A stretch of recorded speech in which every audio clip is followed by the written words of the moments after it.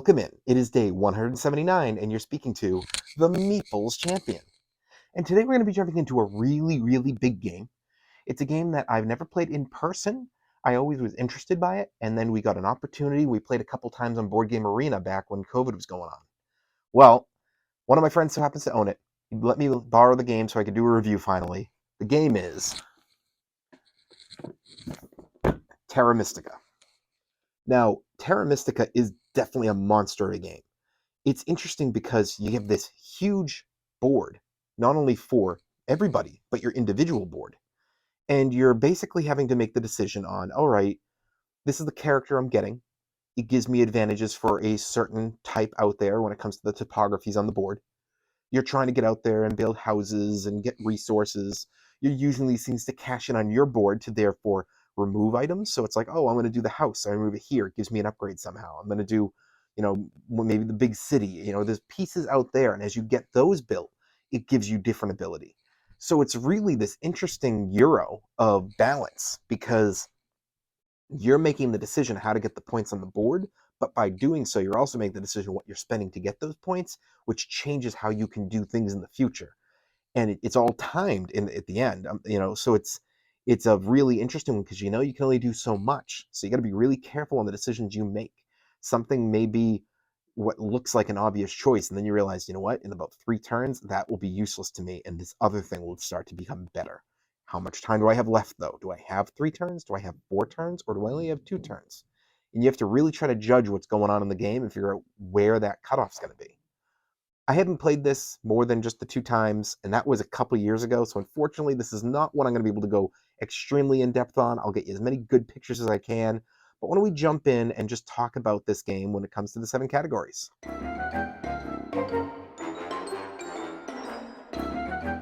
When it comes to that art, Terra Mystica is a game that, if you go to Board Game Geek, highly ranked. If you hear the name, you immediately are like, I've heard of that. If you're an experienced gamer, even a beginner might have heard of it. But when you go to a store, Terra Mystica's box is beautiful. It grabs the eye. This is one that I had heard of it, but I didn't know it was Terra Mystica when I saw the box. Like, oh, what's that? I was like, oh, I know that name. And then it was expensive, so I didn't buy it. But the art grabbed me, and the inside art is just as good as the box art. Thumbs up.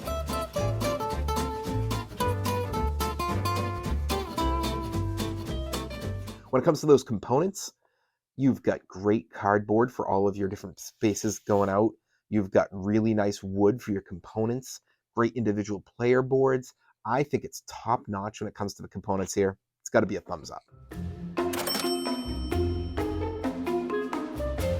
Your price. There's a reason I do not own the game. Now, it's not just because I find the game to be a bit long and it's hard to really get to like your final plan. The big thing is that as much fun as it can be, it's expensive. This game's like $70. If you're lucky, you find it for 60, and if you're unlucky, you might find it for 80. It's a heavy game. It's not one that you're going to get to the out very often, and for that price, I mean, I'm just not willing to pay it. You can find it almost anywhere. Almost every board game store will have it. Most board game, if you go to Barnes & Noble or if you were to go to Target, Barnes & Noble has a shot at having this. But it's too much money. It's got to be a thumbs down. The difficulty, it's a great Euro. It's a fantastic Euro. And I think that compared to some other ones I've played in the past, it definitely is one that I see why people love it so much. That being said, this is not for kids or for beginners. It really wipes out those two. So then it leaves over your experienced, your experts. And for me, I kind of tend to lean in the direction that this is really meant for experts, even the experienced players. I feel like you play it once or twice and you start to realize it's just a tough one to get your engine going in. And there are other games that are still difficult, but don't feel like 3 out of 4 games you're going to give that big breath of like, I didn't even get my engine rolling. I just didn't feel like I got stuff rolling in this game. And maybe it's just because I didn't play enough times, but it didn't hit for me. It's got to be a thumbs down.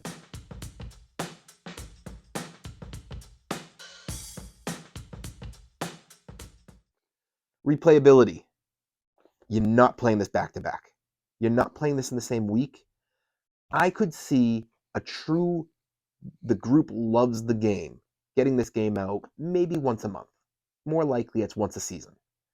But for me personally, to find 4 to 5 people who truly love the game, that's hard. That's a hard sell. I don't think there's a lot of replayability here. I think this is an occasional play, so I got to give it a big thumbs down.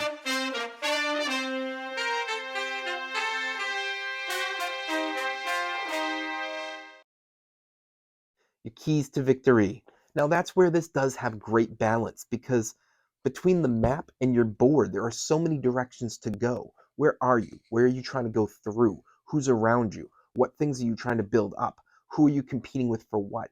Every game's going to be a little different, and every strategy is applicable, but you definitely have to learn to bend, because otherwise you're going to break. You have to learn when it's okay to give up on a certain area on the board, or when it's okay to say, I thought this would be a great idea, but you know what? This building is way too hard to achieve because of what I need to do round it on top of that. So I'm going to back up and do some easier stuff that gives me some guaranteed points instead of the risky stuff. I think that there's a lot there. It's all about being with that right group. If you are in that group that I think are the experts and the group that really loves this game and can play it a lot, I think you're going to find that there's so much variability with those keys to victory. So thumbs up.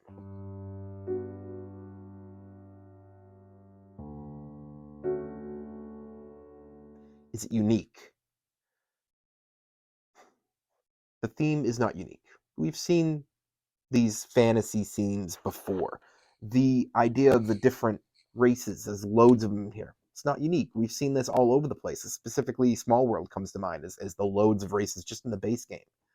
When it comes to that map and uncovering it, kind of brings me back to Great Western Trail. When it comes to understanding the balance between things and how, what you get and how it's going to shift in the points or in the value.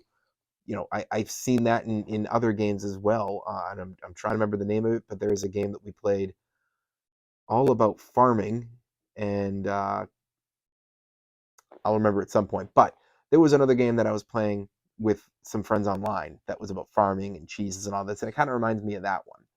And then when it comes to the board, yes, it's not exactly the same, but it kind of reminds me of like Catan or even the board from Small World with the different topographies and how you're shifting through those. Clans of Caledonia. That's where it reminds me of when it comes to the charts and like things shifting. So it's got pieces of a bunch of games. And not that it's a comparable 100% straight up, but I feel like if you're interested in this game, you've got 5 or 6 other options that are going to fill in pieces of it where you can definitely go like, what are you in the mood for? A straight up one-to-one comparison? No. It is unique for its directness and being, there's no game that you can play that you're going to get the exact same experience. But like, for instance, Clans of Caledonia, for me, I feel like I'm getting at least 75% of the experience. I think that one matches up with this a lot. And I think there are other games that do that too, that are enough of a close call where you go, do you know what? I could easily switch, and like almost all the time, if I want to play one, I'll play the other. And that to me makes it not unique. It's got to be a thumbs down. Overall, what do I think? I wish it wasn't as expensive as it is, because if this was more in that $50 range, I would have a much better opinion on buying it. Overall, I think it's a must play. Give it a try. Worst case scenario, go on Board Game Arena with some friends and play it there because it's available there. I think it is an absolute play it because it's one of the highest ranked games for a long time now. It's really good, it's well built, but I do think it's one of those games that most groups are going to find doesn't fit them. It's just too long, too difficult, or it doesn't hit for enough of the people in the group. That being said, maybe it hits your group perfect, and if it does, that's awesome. Go and buy it.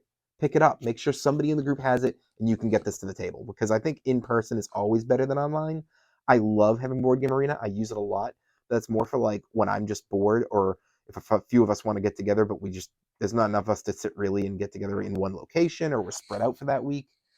But I think that most of the time, my in-person groups are just so much better. So physically owning the game is great. And if you have a group that it really hits for like 4 of you at least, go buy it. It'll be great. That's just my opinion. It's up to you to make that opinion on your own and see where you land. Is this the kind of game you like? Is this the expense you're willing to pay? Is this for your group or not? Well, it has been day 179, and we've been speaking about the game Terra Mystica. And you've been speaking to the Meeples Champion. Like, share, subscribe, and check down below in the description where I'll be adding an Amazon link if you want to get this game for your collection. Until next time, I'll talk to you tomorrow.